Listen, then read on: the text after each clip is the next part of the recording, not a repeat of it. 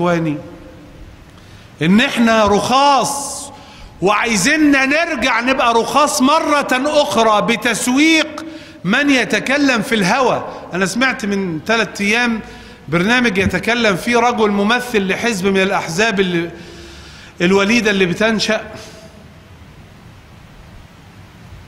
أقسم لكم أنا ما كنتش مصدق إن هذا الرجل بيقول هذا الكلام بمنتهى الصفاقة كده، لأنه ببساطة يقول ما معناه أنا سأعمل ليعود الناس إلى نفس الأسر اللي كانوا فيه من جديد، تحت تأثير بقى الفكر والرؤى وما إلى ذلك. لذلك نحن الآن ندفع مصيبة كبيرة سنعود بها مرة أخرى إلى الفساد وإلى الأسر كما يكون. إنما عارفين الصناعة اللي بيطوروها ويقووها ويجمدوها هي صناعة إيه؟ الصناعات اللي نازلة قهر. لا سيبك من كمان الصناعات اللي هي للاستهلاك والأكل والشرب بس. أنا عايز أقول لك أضرب لكم، أنتوا عارفين صناعات السيراميك في مصر منتشرة ليه؟ الله يفتح عليك، لأن دي زبالة الصناعات، لأنها بتضر بالعامل. هم ما يرضوش يعملوها هناك، ما يقدروش يعملوها كده، ولذلك هو جايبها لأنك بتشتغل في الغبرة، وقبلها ب70 80 90 سنة.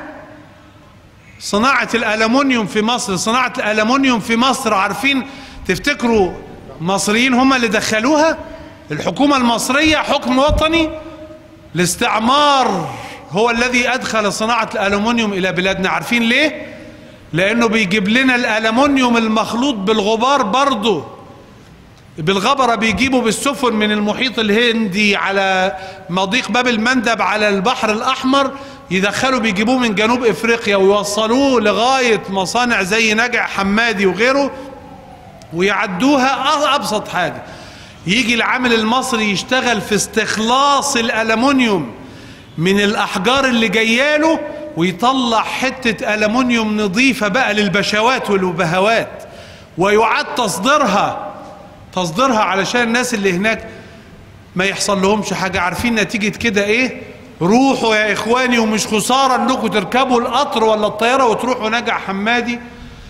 النتيجة ان العامل من 80 سنة في بلدنا، وعبر 80 سنة العامل في مصانع الألمنيوم على سن 50 سنة و55 سنة بيتشرك وبيطلع صحي، لأنه صناعة الألمنيوم بتهلكه، وكأنه لا حكم عنده عاطفة ولا عنده قلب ولا صارت عنده رأفة، وهو يرى عشرات السنين تمر وأنت ترى بشر في سن 50 و55 استحكمت الأمراض فيهم، وبدءا من التفريط في الكمامات إلى التفريط في غيره، ويا ولداه مضطرين يشتغلوا، لأنه يشتغل فين ويعرف يشتغل ويعيش زوجته وأولاده.